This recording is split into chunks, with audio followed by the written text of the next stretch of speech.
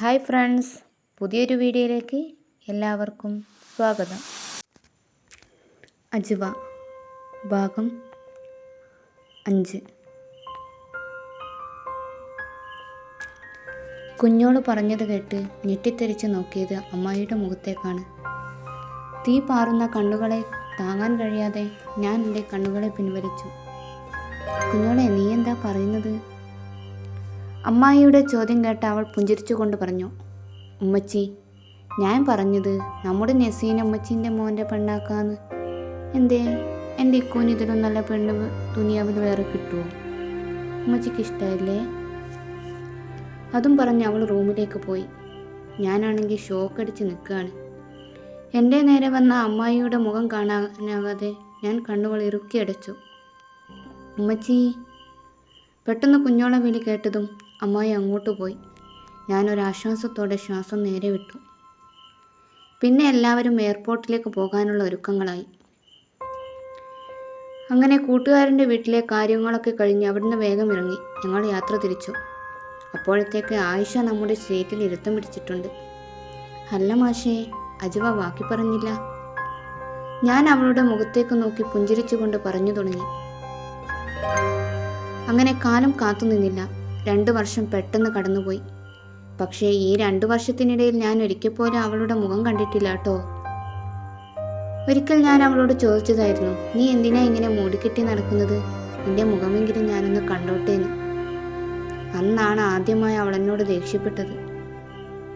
അവളന്ന് ഹിജാബിൻ്റെ മഹത്വം പറഞ്ഞതു മുതലാണ് അവളെപ്പോലെ ഞാനും ആ വസ്ത്രത്തെ ഇഷ്ടപ്പെട്ടു തുടങ്ങിയത്. അന്നാണ് ആ കണ്ണുകളിൽ നനവ് പടർന്നതും ഞാൻ കണ്ടത്.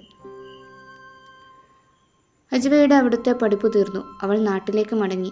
വീട്ടുകാരുമായി ഞാൻ വരുമെന്ന് പറഞ്ഞപ്പോൾ ഞാൻ കാത്തിരിക്കുമെന്ന വാക്കുമായി അവൾ യാത്രയായി. ആഴ്ചകൾ മാസങ്ങൾക്ക് വഴിമാറിക്കൊണ്ടിരുന്നു. ഇനിയൊരു പെങ്ങളുണ്ട് എനിക്ക് കെട്ടിച്ചു വിടാൻ. അത് കഴിഞ്ഞ് ഞങ്ങളുടെ കാര്യം ഞാൻ അവതരിപ്പിക്കാമെന്ന് അവളോട് പറഞ്ഞു. അവൾ എല്ലാ കാര്യവും പേരൻസിനോട് പറഞ്ഞെന്നും അവളുടെ ഇഷ്ടമാണ് അവരുടെ ഇഷ്ടമെന്നും എന്നെ അറിയിച്ചു. അങ്ങനെ ഞാൻ രണ്ടും കൽപ്പിച്ച് എൻ്റെ പ്രണയകഥ എൻ്റെ ഉമ്മച്ചീനോട് പറഞ്ഞു. ഉമ്മച്ചിയുടെ അടി പ്രതീക്ഷിച്ച എനിക്ക് ഉമ്മച്ചിയുടെ മറുപടി ഷോക്കടിച്ചതായിരുന്നു. നിന്റെ ചുറ്റിക്കളിയൊക്കെ ഞാൻ അറിഞ്ഞതാ. നല്ല അച്ചടക്കമുള്ള കുട്ടിയല്ലേ, എനിക്കെപ്പോഴാ എൻ്റെ മരുമോളെ കാണിച്ചു തരിക? അതും കൂടെ കേട്ടപ്പോൾ ഞാൻ ഉമ്മച്ചീനെ കെട്ടിപ്പിടിച്ച് കവളിൽ മുത്തം കൊടുത്ത് തുള്ളിച്ചാടി. ഈ ലോകം പിടിച്ചടക്കിയ ചക്രവർത്തിയായിരുന്നു ഞാൻ. അങ്ങനെയാണ് എൻ്റെ പെങ്ങളുടെ കല്യാണം വന്നത്. ഞാൻ ആ കല്യാണം വിളിക്കാൻ വേണ്ടി അവളുടെ വീട്ടിലേക്ക് പോയി. അന്നാണ് ഞാൻ എൻ്റെ അജുവക്കുട്ടിയുടെ മുഖം ആദ്യമായിട്ട് കാണുന്നത്. എന്താ പറയുക, 14-ാം രാവ് ഉദിച്ചതുപോലെ. ലെങ്കും എൻ്റെ അജുവയുടെ മുഖമൊന്ന് കാണേണ്ടതായിരുന്നു. ഞാൻ മെല്ലെ കണ്ണുകളടച്ച് ചിന്തകളിലേക്ക് ചേക്കേറി. അന്ന് അവളുടെ മുഖമൊന്ന് കാണേണ്ടതായിരുന്നു. നാണം കൊണ്ട് ചുവന്നു തൊടുത്ത്. ഈ വായാടിപ്പെണ്ണിന് ഇത്രയും നാണോ? എൻ്റെ ചോദ്യത്തിനൊരു പുഞ്ചിരി മാത്രമായിരുന്നു മറുപടി. അതെ അജു, ഞാൻ നിന്നിലേക്ക് എത്തിയാൽ സ്വയം എന്നെ തന്നെ മറന്നുപോകും. ഹലോ മാഷേ, ഇങ്ങനെ ഒറ്റയ്ക്ക് ചിരിച്ചാൽ മതിയോ? ഞാനും കൂടെ ചിരിക്കട്ടെ. ആയിഷ എന്നെ കുലുക്കി വിളിച്ചപ്പോഴാണ് എനിക്ക് സ്വബോധം വന്നത്. ഞാനും ചിരിക്കട്ടെ, എന്താണെന്ന് പറ. എൻ്റെ മുഖത്തെ ചിരിമാഞ്ഞ് കണ്ണുകളിൽ നനവ് പടർന്നപ്പോൾ അവളൊന്നും പിന്നെ ചോദിച്ചില്ല. വീണ്ടും കണ്ണുകളടച്ച് ഞാൻ ആ സീറ്റിലേക്ക് ചാഞ്ഞു. അതെ, നീറുന്ന കൽവിൽ നിന്റെ ഓർമ്മകളാണ് ഞാൻ അറിയാതെ എന്നിൽ പുഞ്ചിരി വിടർത്തുന്നത്. നിന്നോടൊപ്പമുള്ള തുല്യ നിമിഷങ്ങൾ, എൻ്റെ ജീവിതത്തിൽ അത്രമേൽ പ്രിയപ്പെട്ടവ, ഞാൻ ചെപ്പിലടച്ച് എൻ്റെ ഹൃദയത്തിൽ ഒളിപ്പിച്ചവ, എനിക്ക് മാത്രം സ്വന്തമായവ. അങ്ങനെ ആ കല്യാണത്തിന് അവർ വരുമെന്ന ഉറപ്പിന്മേൽ ഞാൻ അവിടുന്ന് തിരിച്ചു. കാത്തിരുന്നു. ഇന്നാണ് ഈ സുദിനം, പെങ്ങളുടെ കല്യാണം. സത്യം പറഞ്ഞ എന്നേക്കായി സന്തോഷം ഉമ്മച്ചിക്കാണ്. എൻ്റെ പെണ്ണിനെ ഇന്ന് മുന്നിൽ കൊണ്ട് നിർത്തുമെന്ന് ഞാൻ വാക്കുകൊടുത്തിട്ടുണ്ട്.